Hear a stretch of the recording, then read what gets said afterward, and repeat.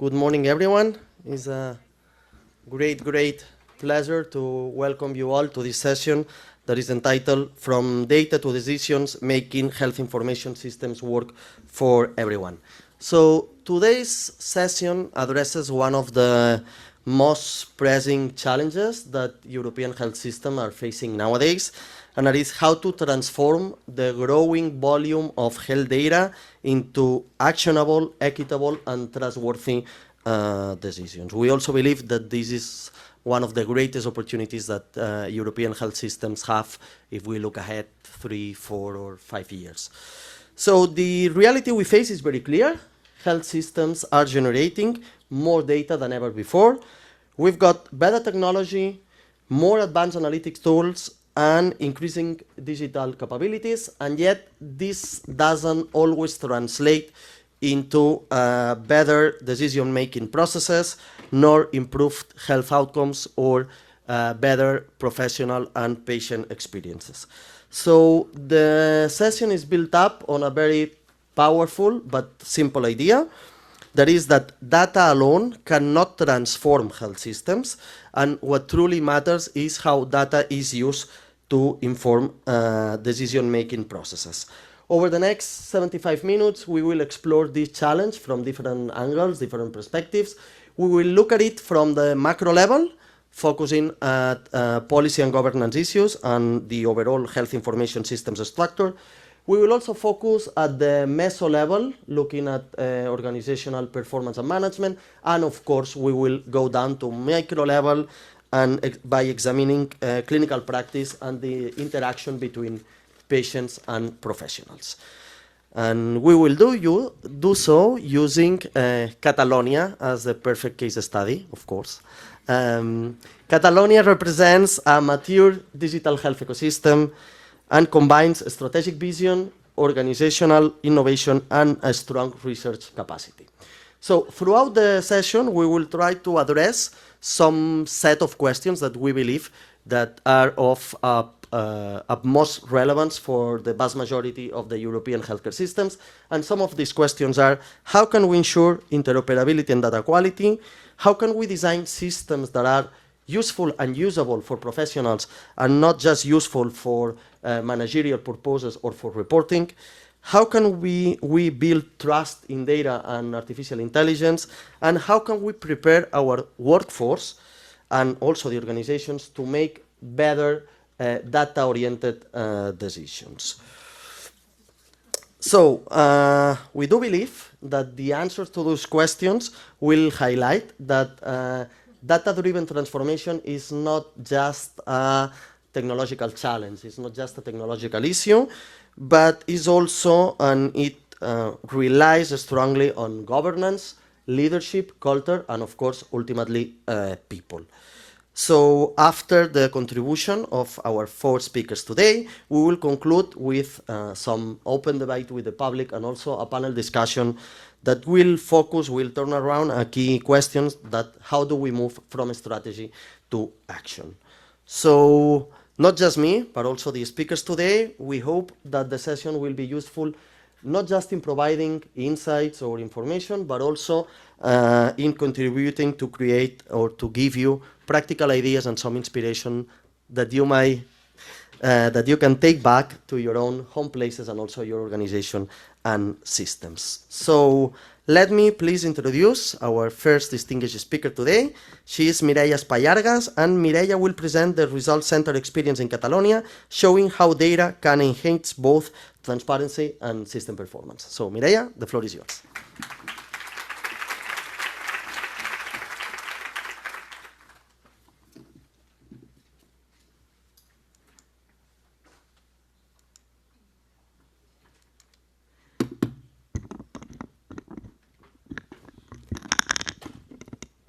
Thank you, Mark, and good morning, everybody. Thank you very much to the EMA organization and for inviting me to participate in this plenary session. And a special thanks to Rosa Vidal from La Unió, the opportunity to present the Central de Resultats, is the name in Catalan, as a health outcomes observatory at the Catalan agency for Health, Quality and Assessment, AQUAS. The presentation will cover the following key areas. An overview and objective of the initiative, the content of the observatory, the data visualization, some practical applications, and conclusions. Well, this observatory provides a snapshot of the Catalan public health system, acting as a map of its results, which allows us to assess the performance of the entire health system, showing how well or not it is working. Its primary objective is to measure, evaluate, and disseminate the health outcomes and quality achieved by all the healthcare providers. With a history spanning over 15 years, it has been pioneering publishing this data in the form of indicators on a provider-specific basis so that you can identify each center individually, making it possible to see the performance of a specific facility. Furthermore, it has recently started showing specific results according to the different health areas of Catalonia. The initiative is based on these three pillars. First, the advisory groups. Comprising over 200 participants, they are a key element in building consensus on which indicators should be monitored, and also on the interpretation of their results. AQUAS, the agency, provides the technical and human resources to develop the initiative and facilitate data access, secondary use of data to build the indicators. And last, the target audience comprises various system stakeholders at macro, meso, and micro levels, and feedback on results provided through the data visualization platform, which is in open access, and the publication of reports. The observatory draws on multiple sources of information from the public healthcare system, which are used to calculate indicators corresponding to all healthcare providers of the main levels of care, in green, and also all the health areas, basic, hospital reference, health regions, etc., which are here in yellow. This allows for a dual view or perspective in both data analysis and visualization. The healthcare provider perspective and the territory or health area perspective. Currently, the observatory has over 500 indicators available. Nearly 60% of these are standardized by sex, age, and socioeconomic status.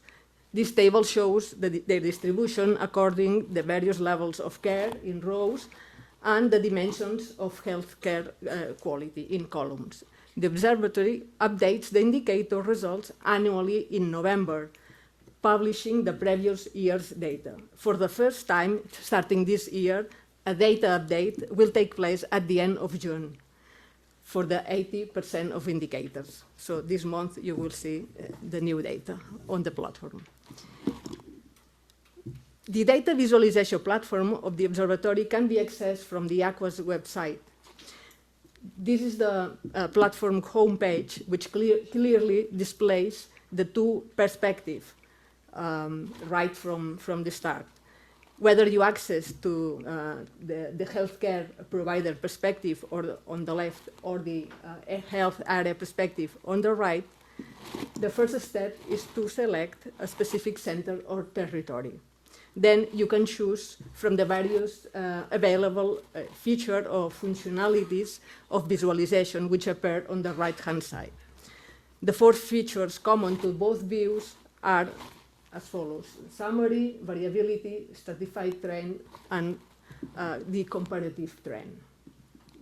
If we go to the summary or performance profile, it displays the entire set of indicators available in the observatory for the selected area or center, including the following information: the result of the indicator for the selected area or center, the overall result for Catalonia, the variation compared to the previous year and the spine chart.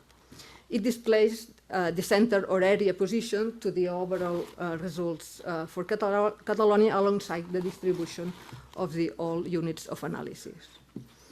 If we go to the variability for doing benchmarking exercises, in this section the screen displays a comparison of the results for a specific indicator. It compares the selected center or area against the others, highlighting those with better or worse results in blue or orange, respectively. The stratified trend section displays the annual trend of the results for a specific indicator for the selected center or area, broken down by age or sex. And finally, the comparative trend section shows how the results for a specific indicator change over time for the selected center or area, compared against other centers or territories that can be added or removed dynamically. As we have seen so far, the observatory measures, evaluates, and disseminates the health outcomes and quality of the public health system, the whole system.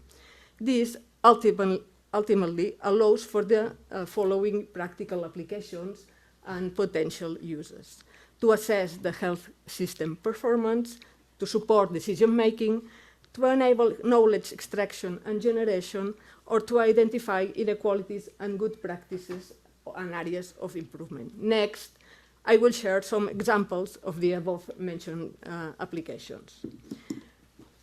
Regarding the assessment of health system performance, the observatory enables the monitoring and evaluation of system targets, strategies, and quality improvement measures. For instance, the Catalan Health Plan, the main strategic plan for the health sector, defined the goal of maintaining the downward trend in all-cause mortality seen prior to the pandemic by the end of 2025.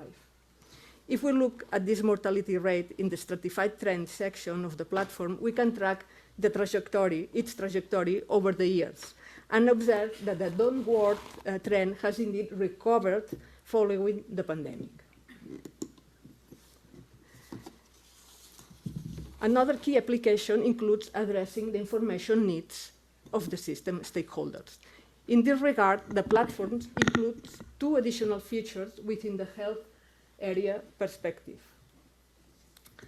in response to the needs expressed by the observatory users. These additional functionalities refer to the map and also the detailed information analysis in the bottom. If we go to the detailed information analysis functionality and select the mortality rate indicator once again, we can analyze it based on different variables such as age, sex, socioeconomic status, setting, or geographical variability. This example shows the trend of the stratified mortality rate expressed as a ratio of observed versus expected cases according to the rural and urban settings of the primary healthcare areas. In 2020, the ratios were similar, but since then there has been a distinct divergence. Urban areas have presented mortality rates below the expected levels, whereas rural areas has experienced higher than expected mortality rates, showing an increasing trend over the years. If we move to the map functionality and select this same standardized mortality rate indicator, we can display the ratios of observed versus expected cases across different geographical areas, health areas. Areas with higher than expected mortality rates are shown in orange, while those with lower rates are in blue. This can help us to identify more specifically where the issues might lie, allowing us to subsequently explore their causes and implement potential improvement actions. Finally, the observatory is a tool that enables the extraction and generation of new knowledge. The platform From the platform, users can download the aggregated data in the observatory, either in full or in part by applying the available filters. Then this data can be reused and analyzed to address hypotheses of interest, meaning that the observatory also serves as an instrument for generating data and generating data-driven questions and answers. In conclusion, the Central de Resultats of Catalonia is a health outcomes observatory that enables comprehensive and systematic healthcare quality monitoring and benchmarking. Unlike all the other local initiatives, it provides data across all areas of the health system, of the whole system. It's also a key public instrument to understand, improve, and transform the healthcare system, a pioneering model and international benchmark in transparency, accountability, and the use of real-world evidence. Also a tool that links with and complements other health system monitoring and evaluation initiatives, such as the health accounts and the health inequalities observatories of AQUAS, to provide a wide overview of the system performance. To sum up, an initiative at the service of the public health system. Thank you.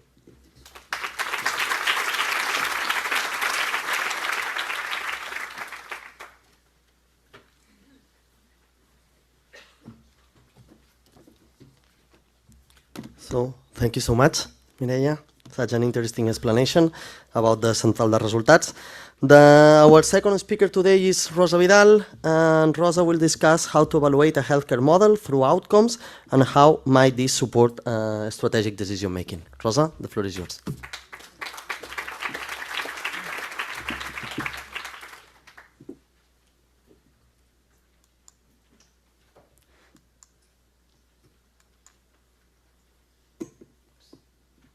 Hello everybody and welcome to Barcelona. Today is a more quiet day than yesterday that we have the Pope, but today we have a lot of popes here in the room, so I would like that you enjoy the session that we prepared for you jointly as a co-host, Laonio and Emma, and as that's not planned, this is my insulin pump. And there are a lot of new people in the room, so she wants to say hello to everybody, and I think that she's not going to go out again during the session. So let me explain what from Launio we prepared for you. You have listened what Central de Resultats is. It's an amazing tool, and we try to use what we have there in a different way. So who we are. La Unió is an association of healthcare and social providers. So we have a main role in the public sector in Catalonia, but we don't own our own hospitals or our own facilities. We are an association, but we have a lot of entities that they are working across Catalonia, and they are working in different areas, and they are having different legal ownerships. So, Catalonia offers an unique and diverse healthcare ecosystem to test what we want to test using indicators from Central de Resultats. And what's the answer, the question that we have been doing cyclically in Catalonia? We want to analyze if health outcomes depend more on the quality of management than on the legal ownership of the centers.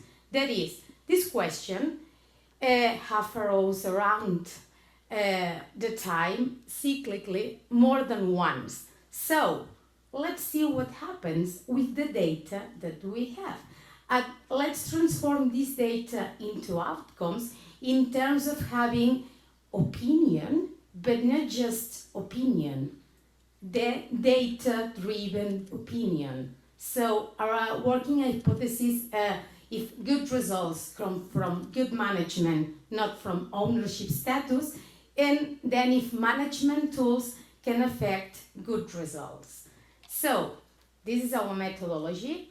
Basically, what we did, we select some indicators from Central de Resultats. We focused our analysis in primary care and hospital care for the moment. And then we classificate the centers by legal ownership and by hospital level.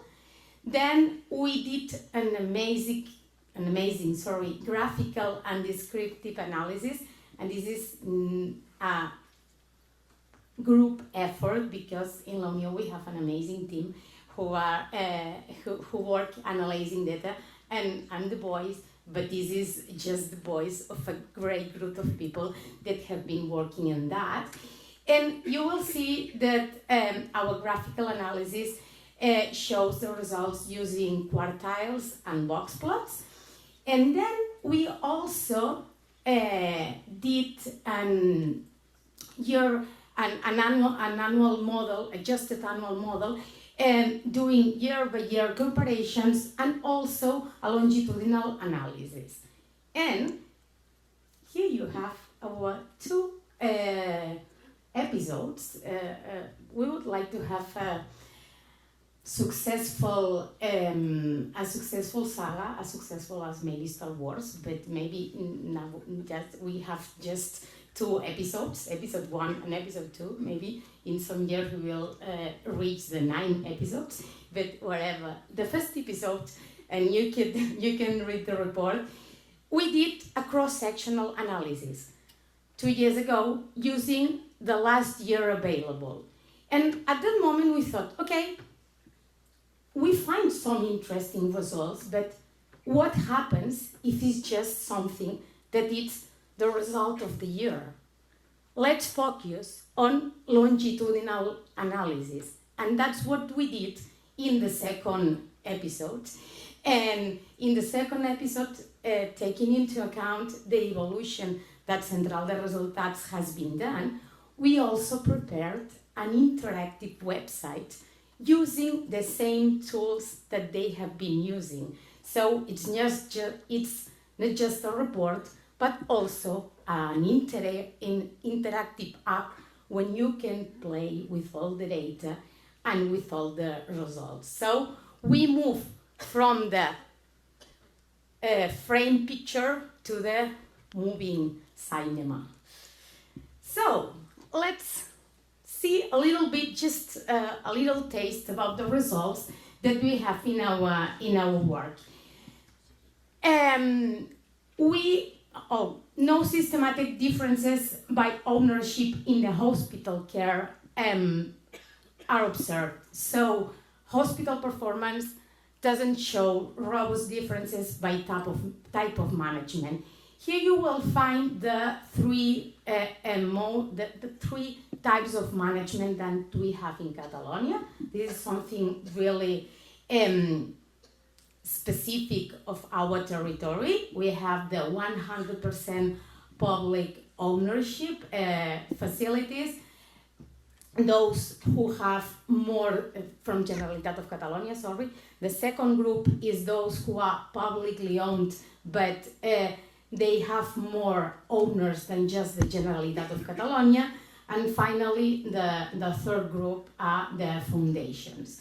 So, at this stage, we find that factors such as hospital level or case complexity explain most of the variability more than the legal ownership. And this graph is one of the proudest results that we have in our study, is that you can see that the best quintile is green, and that's one of the main ideas of our work. We're not focused on who is the best. We want to say, or we want to show that some of the results are better than the others, but we want to focus our attention in the better results, in the best results, in those who are doing the things better than the others, but not not in a wrong way, but just in a way that the whole system could improve their results, focusing on what they are doing. So, our second result is that excellent appears across all models. That is, top quartiles centers are found across all provider types, and as you can see in the longitudinal analysis, they are moving around depending on the year.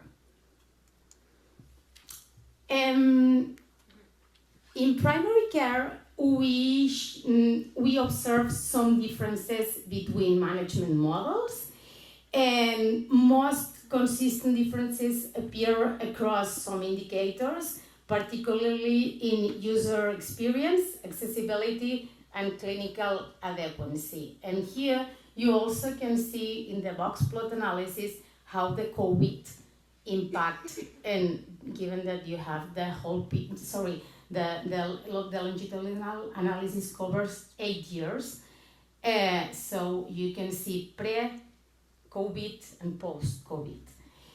And in the primary care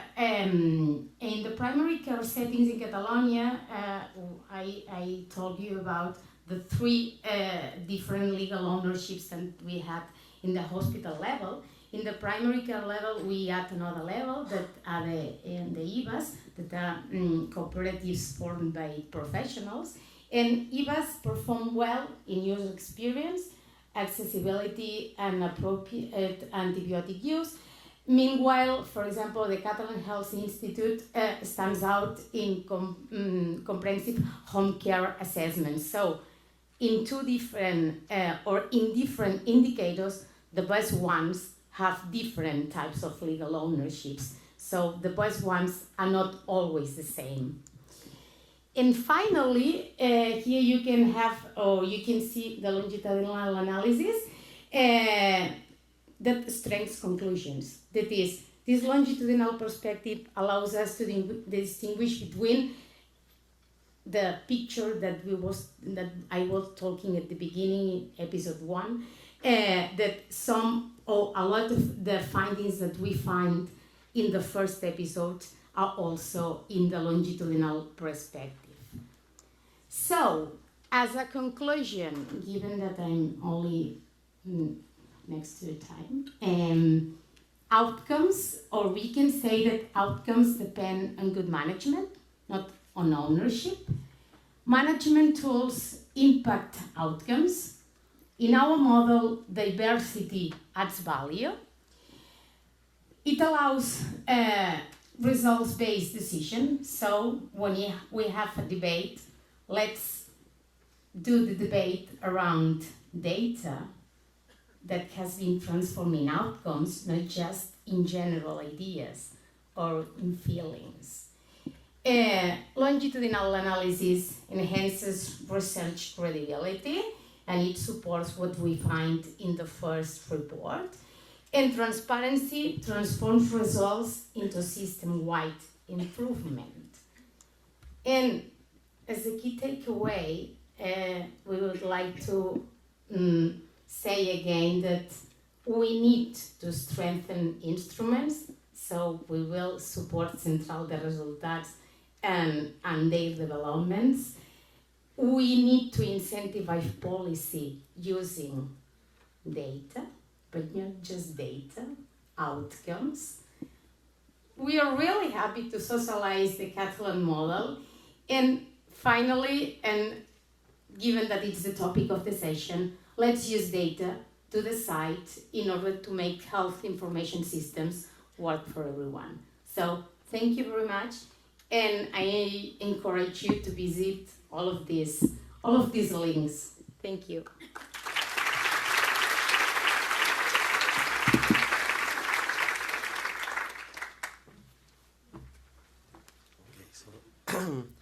Thank you so much, Rosa. It was a really nice and interesting presentation, and I'm not saying this just because I'm also part of La Union's team. So our third speaker today is Natalia Yue, and she will bring in the organizational perspective focusing on how to translate sustainability data into measurable outcomes. Natalia, please, the floor is yours.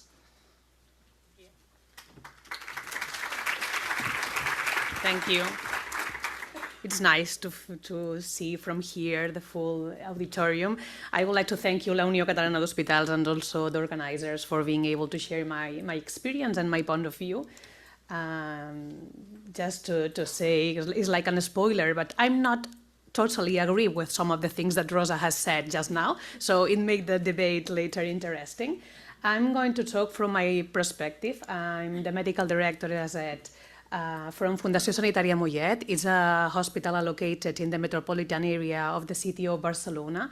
We offer public social and health services to 175,000 people in that area. And the main center is the Hospital de Mollet. It's an acute care center. So what I think is the challenge about data, and I think that we have too much data with too little impact. And maybe the problem is that you can see here 3 pictures of 3 different dashboards that I have in my hospital for controlling clinical outcomes. For example, discharge. If I want to see how many discharges I have done in my hospital in 2025, I have 3 platforms with 3 different numbers. It depends on who are measuring it and who define the definition of the indicator. I don't know if it's the same in the other countries, but here in Catalonia, public hospitals are nowadays with this trouble. One of the platforms is our own platform. The other one is from the health department, and the other one is one that public hospitals in Spain are using for benchmark, for complexity and for risk adjustment. And we find different number in the different three tools and platforms. So it makes crazy. And also there is a dashboard fatigue. If I ask to my head of department, have you looked the first platform and then go to the other one to see the risk adjustment and then the benchmark with the other departments, you can look at the third one. So I really feel that there's a dashboard fatigue with multiple truths, and it's a problem because sometimes indicators doesn't add value to the decision. So it's a really low decision impact on finally decisions. Why we think in our institution that measure matters? We think, and we have been developing so hard in the past years in the quality perspective. We've been working in 2 models, from top down and bottom up, EFQM and Joint Commission. And we make with these both systems a strong and robust measurement in the institution, trying to understand what is inside every indicator. It's interesting, and I will show in this framework, that for making this loop and coming from data till outcomes or till feedback is the last step of this loop, you have to work and think before define an indicator. It's really easy to go to your IT team and said, I need this one, I need this indicator, write an email without sharing with anyone, and decide to put it on the dashboard. Is the problem that we nowadays have in the hospitals, at least. So it's important to think and define these 4 things. A clear definition of the indicator, maybe like a sheet or a profile of every indicator, 1 metric, 1 method. Also a name owner. This is the point that I disagree with Rosa. I think that ownership is a basis for a measurement and for an indicator and for an outcome. I think that it's part of the accountability. If there were not responsible of the indicator, it doesn't add value. If there's no owner, there are not results. And also is important a decision forum and a cadence. You have to take care of the indicator and make regular reviews, and also the feedback check. So what actually drives decision? We can classify outcomes in several ways, but I have like 3 questions, and I'm sorry that the third one is not right, but I think that it's important to think about, do we improve our patients' results? Are we doing it more efficiency? And the final one, are we doing it more sustainable? So I think that there are the three key questions that we have been developing in our institution, and also the fourth one that we will be related with equity and who benefits and who are you left behind. It's interesting to analyze if you are adding value of what we are you measuring. So if an indicator doesn't trigger a decision, stop measuring it. And maybe sometimes it's the problem that we're still measuring a lot of things, and sometimes it's better less is more. So maybe the thing to believe and think is sometimes we have to reduce the number of indicators we have in the institution. And a message about the importance of monitoring. It's very important, the governance and the cadence. You have to take care of your indicators, of the dashboards. If not, in 3 years, your dashboards are going to be like 20 pages and not possible to take control of all of them. So it's important, regular reviews, shared dashboards, and a clear ownership, as I said. I'm going to explain you 2 examples to make it more feeling what I'm saying and put it in on practice. We had a problem on the accessibility in the hospital. It's related to the accessibility from primary care to the specialist in the hospital, and we had a clear objective of doing it before the 90 days, before the call from the primary care till the hospitals. It's an indicator really strong defined from the health department. So you can see also in the central de resultats, the tool that my colleague had presented you. But the problem in our institution was the ownership. We had not a named person responsible of that indicator. So we decided to put inside my team head department of primary care. I'm not delivering primary care in my institution, but she is a primary care head of department. So she's the person responsible to go to the 8 centers of primary care in our area in order to take care of that indicator and also to take care of the voice of that centers of primary care, and redesign all the pathways and the prioritization criteria for the inclusion or exclusion of the patients, and also share the dashboards and make all the meetings to share the indicators. With that strategy and that change incorporating this profile in our institution, we changed from a 50% of this time achieved that the patients were visited before the 90 days till 95%. We are nowadays at the 95% of the patients visited before 90 days. And I think that the reason of that result is the ownership and of having this person in the middle of the process. Another example is about sustainability. As Mark said, is one of the main things in our institution because we are a net zero hospital. We are able to share tomorrow some presentations about that. But we start from the paper designing our new center. The acute care hospital was designed in 2010. And we decided from the paper to become a net zero hospital, but to achieve that objective was not only necessary to talk about the structure, and we get a collaboration with Geneva Sustainability Center with this tool that you can see here in the picture, Sustainability Accelerator Tool, SAT, and that helped us to define this strategy and create this net zero route and achieve that result that you can see on the graph below, getting the net zero total for scope 1 and 2, and now working on scope 3. So in this case, it was very interesting to get the tool and also identify the main indicator that we were wanting to work on the sustainability strategy. Also having a sustainability director, but it was like a mix of both things, interesting in that case.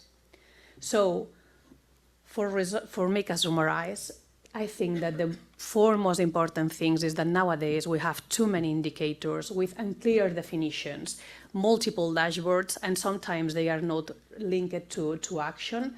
So it's important that every indicator have to have an owner with a name and surname, and also take care of that, because it's not just a number. If you don't link it to a person, just data are numbers, and if you want to things happen, they have to take care of that, make objectives, and make data till outcomes.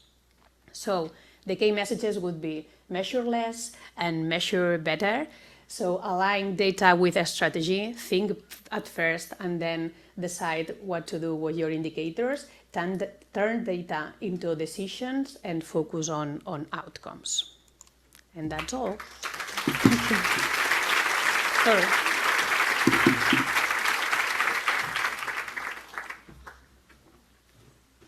So, thank you so much, Natalia. What an interesting concept, this of the dashboard fatigue. So we are getting to the end of the speakers part.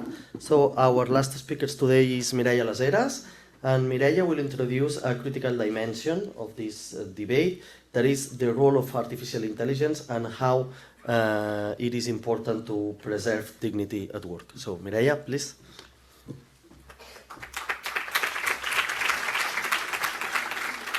Okay, so thank you very much for the invitation, and also now, since you might be already a bit fatigued by these dashboards, I'm going to talk about something a bit different, which is how to preserve dignity. What does dignity means? Dignity at work.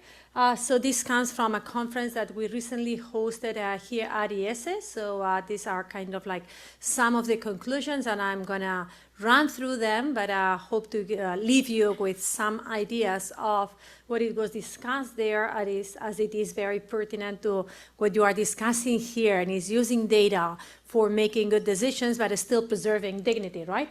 So why dignity at work? So, no need to go through this, because you all know very well that the way we are working, not only in hospitals, but everywhere, is completely, or it's greatly changed in the past few months and years due to acceleration, to fragmentation, to AI transformation, to many other reasons as well. But we just picked these three, as main sources of changes in the way we are working and in the way we treat each other at work, in the way we treat. In our case, we don't have patients, for instance, here at ESE. We have students, but you can translate that into anything, right? In your case, patients, when they are more vulnerable, very often, right? So a civilization that sustains the dignity at work sustains the dignity of humans in a durable way. So this is about sustaining the dignity of those receiving a service, might that be patients or students or anyone, but also sustaining the dignity of those delivering those jobs, of all of us who are working on those jobs. So basically 3 dimensions of dignity. So first one is ontological dignity. Basically, we have that dignity because we are born human beings, right? So all of us have that same dignity, and we don't need, to create it, because it's already given to us, because we are free people, intelligent, capable of doing things, and that gives us that human dignity. But then there are 2 other dimensions. One is developmental, that is through practice we can improve and we can increase that dignity if that practice makes us being human beings that are more capable of doing good to others, of relating to others, or of doing good work. And then this relational dignity that is gained not through practice, but through relationships, through being more empathetic, being more able to understand the other, being more able to give a response to the other person's needs, and that is relational. So work is one of the principal areas in which the developmental and relational dignity are either strengthened or wounded. So if that practice allows us to become better, allows us to connect to others in a better way, those jobs will make us better. Otherwise, they make us worse. If those jobs that we have make us being less capable of making good decisions, less capable of giving a good service, less capable of relating to others, that could, instead of like increase our dignity, could actually decrease and impoverish that dignity. So actually our job, is something that is defined, so that is actually a frontier, but a frontier is always also something that allows us, to be in relation with others. So our jobs, obviously, all of us, so really, respond to a necessity, have to do with an exchange, and we hopefully have a contract, right? Then there is a measurable output, all those KPIs, all those dashboards that we were mentioning previously. There is a compliance, and there is a control, and there is a transaction. But also, our jobs allow us, or should allow us, if they are deemed to increase our dignity, they should allow us also to meet our desires, motivations, needs, and develop our creativity. It should become, a way of, giving a gift and relational goods. I'm going to talk a bit more about what I mean by relational goods. It should increase our judgment and our wisdom. And that means, that data is very important, but also judgment is very important, and we should cultivate it. Contribution and purpose, making the world a better place. So we are all here to make the world a better place. We were born to make the world a better place. So through our work, that is the way, or one of the ways we can make the world a better place and work as a human practice, right? So the task of leadership is to build organizations capable of making this crossing possible. So from that boundary to that threshold, to our job as a limit, as a threshold to become better as a person. 5 key insights from our conference that I wanted to share with you. So the 3 dimensions of dignity, already mentioned.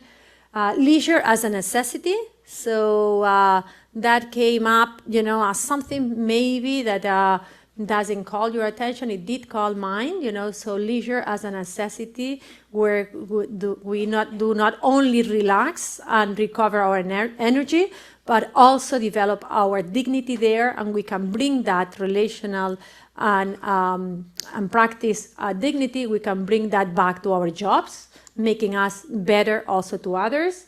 Practice over functions, so it's not only important that we give a service, but also that we become better by giving that service. Relational goods, again, I'll talk a bit more, about relational goods, but let me just mention trust as one of those relational goods in which societies can build upon, grow, and flourish. And AI and human practice that have to reinforce each other, so AI cannot neglect or make it more difficult, for humans to flourish as persons. So meaning is at risk in this AI era, so we all should be aware of that. So our jobs should still be meaningful so that they are really human. Flexibility. Flexible work serves dignity when it integrates work with life, not when it, permeates everything, and we always work and cannot disconnect from that, because that is not humanly possible, that is not ecological, that is not sustainable. And leisure as a necessity. So leisure is not the opposite to work, but actually should work in the same direction of increasing our dignity. So relational goods, so I promised I would talk a bit deeper on that. So relational goods are those that are born through relationships with other people. So basically it depends on having 2 or more people in a relation. So and both, or more than 2, being involved and embedded and really invested in that relationship. is co-produced. So basically, it's not only one side, so it's always at least two sides, so because it's co-produced in the relationship, so, and it's experienced within the same interaction. So it's emergent, so it cannot be stored, it cannot be, it's emergent, it's something that happens through the relationship.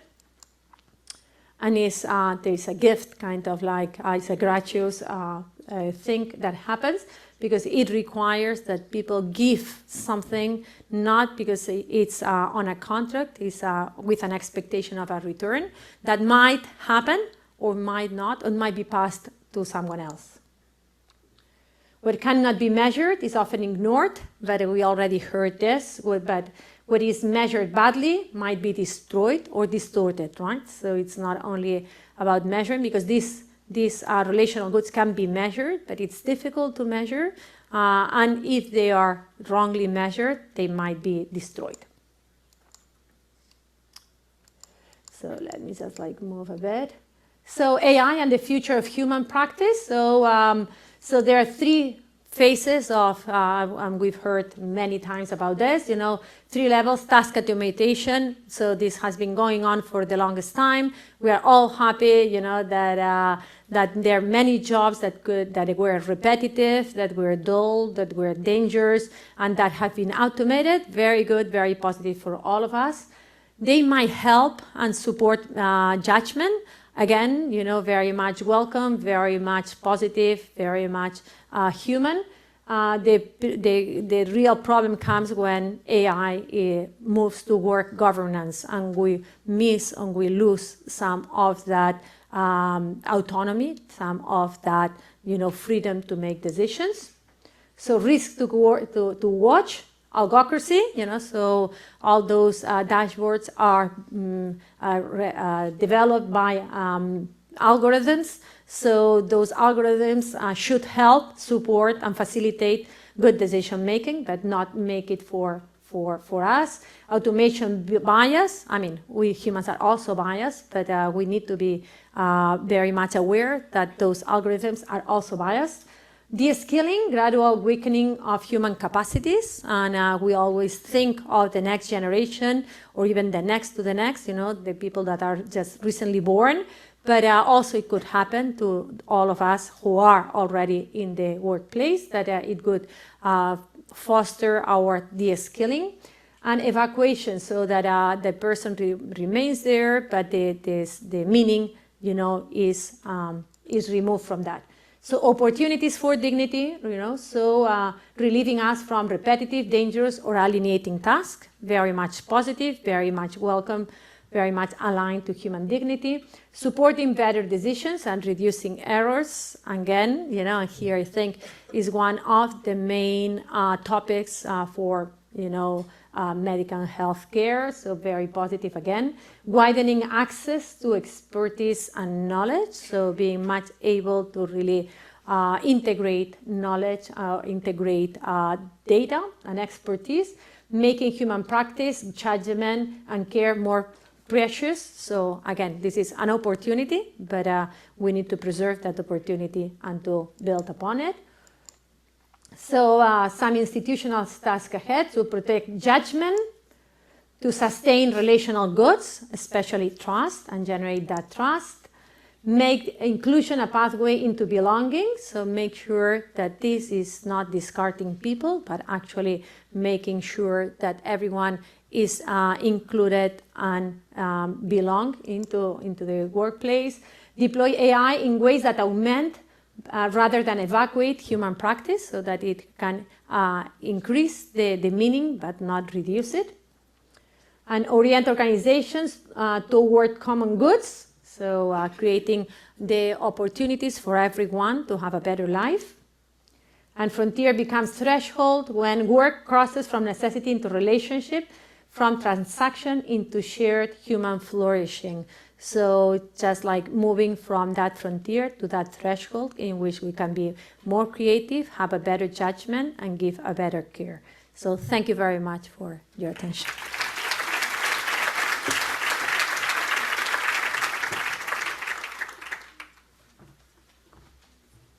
Okay, so thank you so much to the four speakers. We are now moving to the panel discussion, so please, Mireia, Natalia, and Rosa, if you want to get up.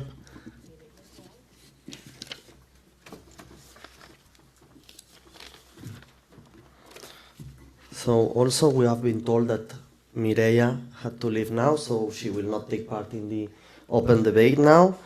And of course I did my homework and I have some questions prepared, but we'd like very much the questions to come from you, from the public. So please, if you have any questions, feel free to share. Now it's your turn. Yeah. Do you have mic? Thank you. Yeah, go ahead. Thank you. Good morning to everyone. Graziela from Romania. I was just wondering, and I think my questions may be specific for the first speaker, but I think that the others also can contribute. It's about the real way in which the collection process of the data is done in your centers of results. I don't know if I pronounce it correctly. I was wondering if the health providers are reporting directly to you, or there are other intermediaries between the centers of results and the data providers. That's one. Second, how do you have the access of the data in terms of secondary use of data, but also in terms of data decision-making process? I mean, if you are an institution who have special rights to access, or it's a general process? Thank you.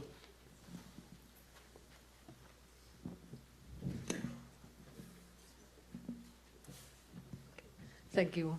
Thank you very much for the questions. The information sources are the data that is available in the health system. So what we do at CATA is a reuse, a secondary use of data. So the minimum data set, the discharge at hospital or primary care context, etc. We are using these registries and all other databases and building the indicators from these different databases and registers around the health system. So ACOAS has the mandate, the legal mandate of doing this secondary use of data. So we are not collecting directly from the healthcare providers. In relation to the second question was about the health provider report. How do we report? No. Sorry. How you access the data? I didn't know, I didn't understand that you are a secondary user of the data. I thought that you are the hub and the administrator of the data, and you are also involved into the collection process. But the question was, how would you give access to the data for the secondary use? Okay, so we reutilize the data and perform this kind of monitoring and evaluation initiatives like Central de Resultats, the Health Outcomes Observatory, and other observatory. So we can give all the information in this through this initiative, but also ACOAS has the mandate and the objective of giving access to this data for secondary use to other health research centers, all the rest of the administration, and all entities, public entities that they ask for.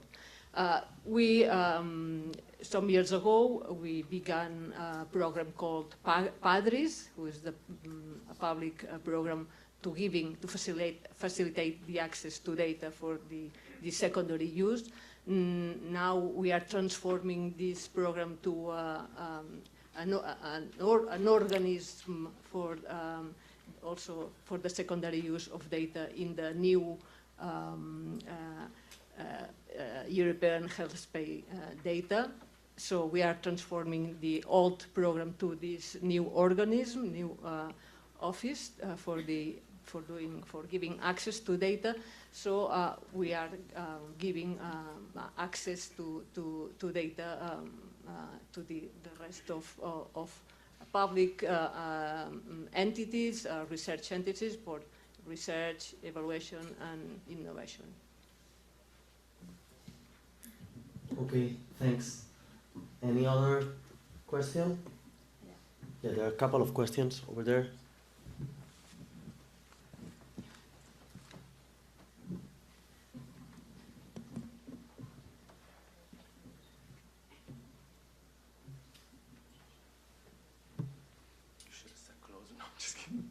Thank you. Thank you very much for the panel. I really enjoyed the session. Well done. I'm intrigued by the debate that happened between Natalia and Rosa. Let me start with Natalia. Well done in the sense that, you've actually put ownership to the indicator. I'm the head of the clinical performance unit at our hospital in Malta, and your presentation is a breath of fresh air, and I've learned a lot from you because, yes, we actually prepare a lot of key performance indicators. Before preparing the key performance indicators, we actually have meetings with the clinical chairs, with the management, and then. But give me your practical experience. How did you manage to get that ownership? Thank you. And Rosa, I would like the debate. Okay, thank you. Thank you for the question. Sorry, I have an answer for her later. So please, first is your turn, and then will be my reply. We are friends, no, it's not a problem. No debate. Really good friends. So thank you for your words and for the question also. It's not easy. We decide because the more trouble was in the indicators that were from processes. For example, when it's a trouble between services like the head of department or surgical department and the processes of ambulatory care or the surgical process. So we decide to put leaders in each process, taking care of the indicators more related to that. And this is the way that we get a final name and surname for each indicator. For us, was a key for getting Joint Commission certification and also the FQM. This year we are trying to get the 700 points. We have now 600. But I think that ownership is, for us, is like in the sheet, the first thing, like who is going to get care about the number of the church, the infection in the institution. So I think that maybe that can answer you. It's not easy because when the indicators cross different processes or services between processes, there's like a lack of accountability, and I think that it is a challenge also in the future. I don't have everything full control, so also I have to still work on that and define the final name and surname for each indicator. But I'm on the way.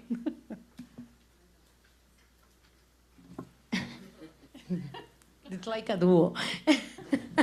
Okay, no. I just want to add that what we try to say with our presentation is that it's not that ownership doesn't matter. Obviously, ownership or legal ownership matters. In fact, it's one, as I completely agree with Natalia, it's one of the first things that we need to take into account.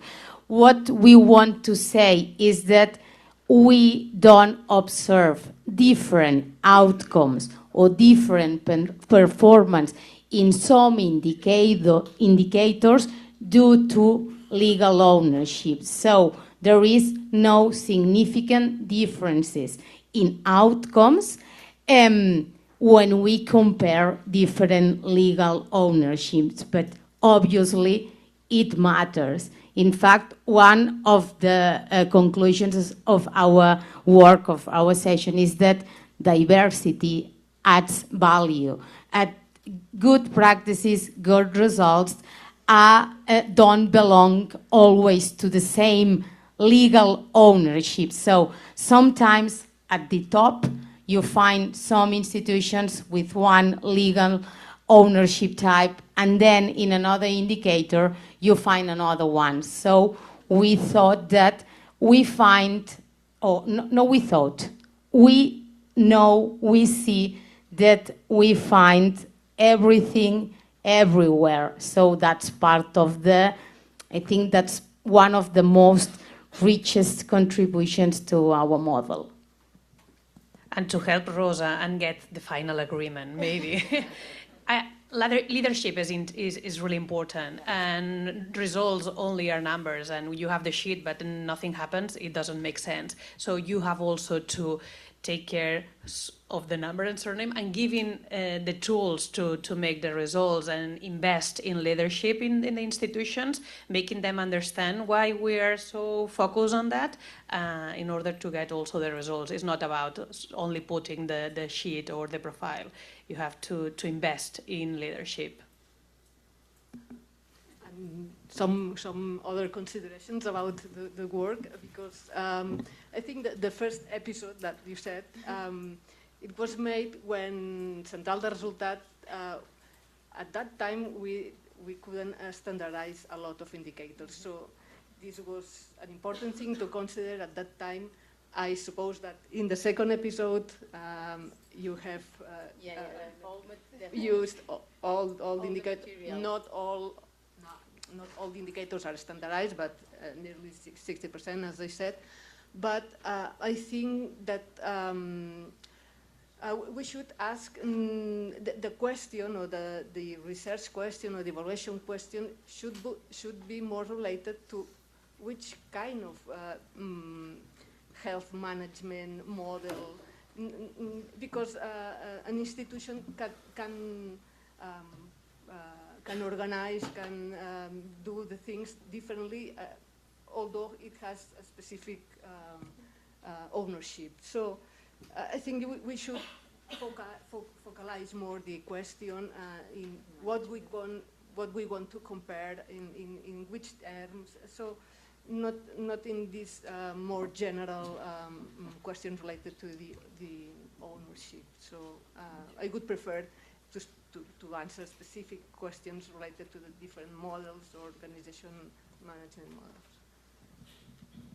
In fact, the idea of doing that and answering this first question is that because the first question about the legal ownership, and that's it, with no management style ahead, it was not answered.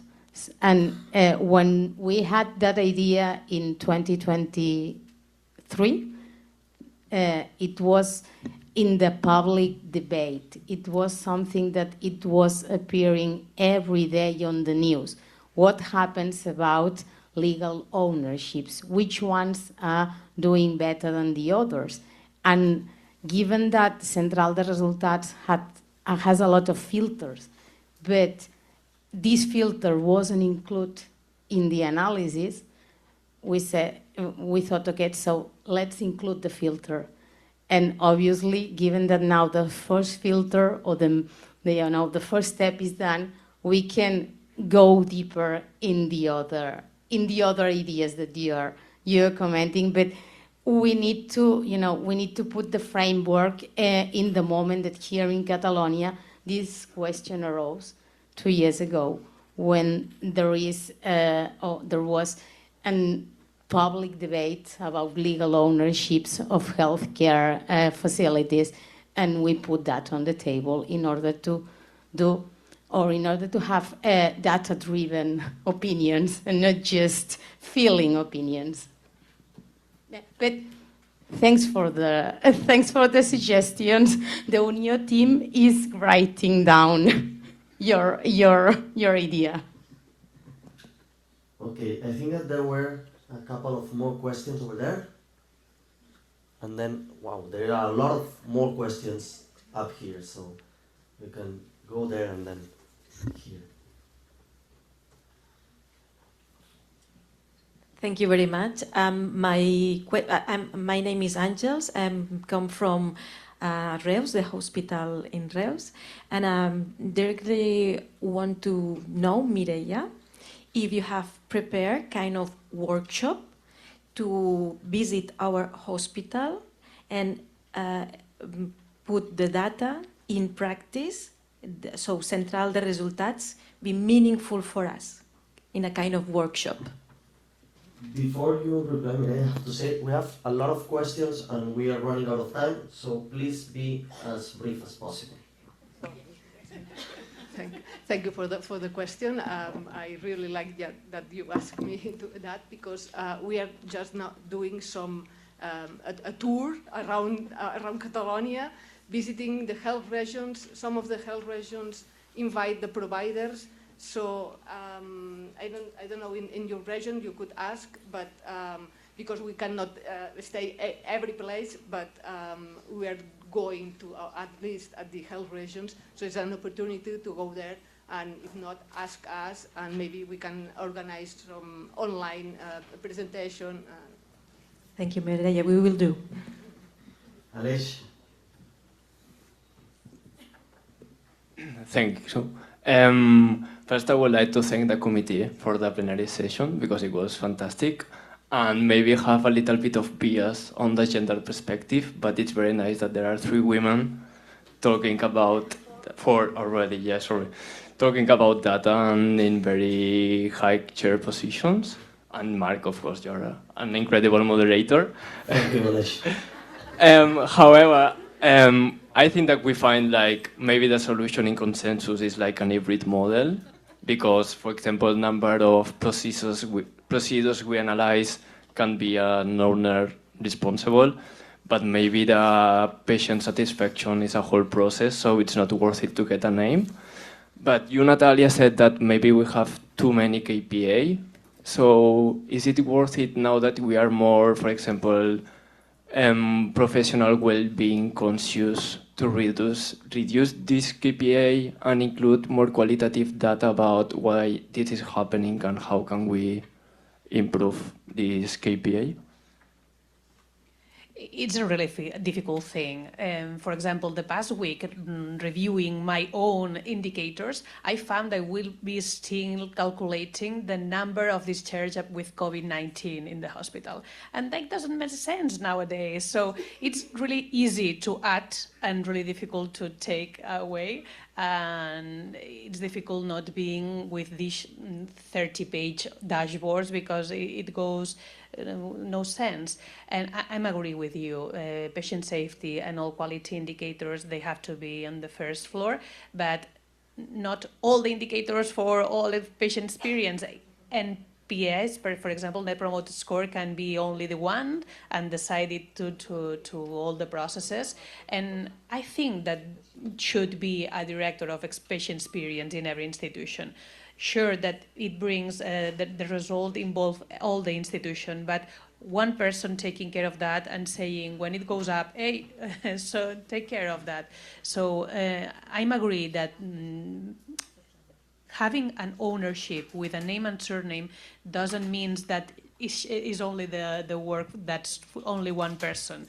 So every indicator needs a work team, as I said, the feedback, the working meetings. So, but we need one name for each indicator. I think it's important to have accountability. Okay, so do we have time for 2 more questions, and then we go for lunch, and if there is 2 more questions up here. We can do the questions during lunch, so you can find the 3 of us.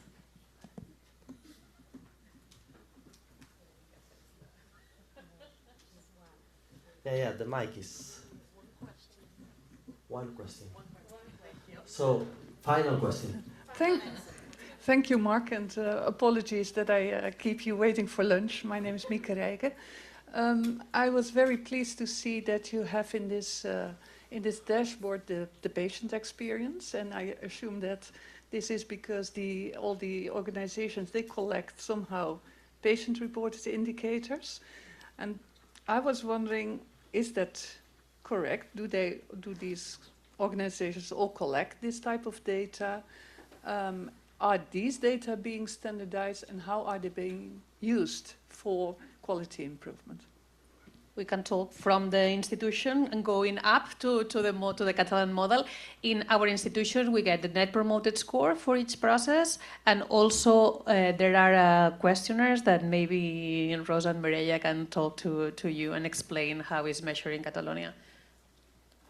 In La Unió, given that we don't have our own facilities, what we have is an experience that put all the patients' experience together. So we have an amazing group that is doing a lot of work, and in fact, tomorrow we have a presentation about this initiative, where all the institutions that are part of La Unió can learn from one to another in terms of patient experience and patients and patient participation. So we don't collect data, but we do another type of activities in order to collect data and to promote how PROMs and PREMs could be measured. And in the Central de Resultats, we incorporate mostly data on patient satisfaction from the surveys that the Catalan Health Service perform every year or every 2 years in the different levels of care, at hospital level, primary care level, etc. And we incorporate that information.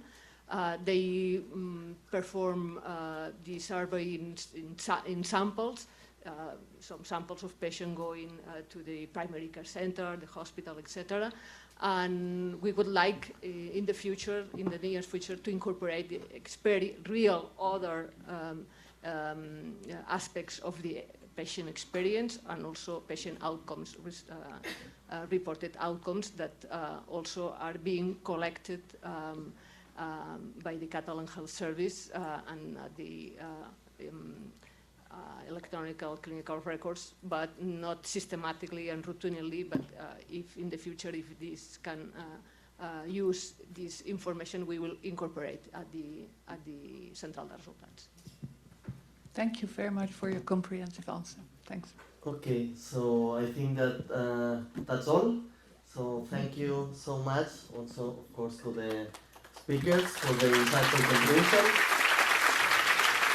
And thank you all as well for attending this plenary session. Thank you so much.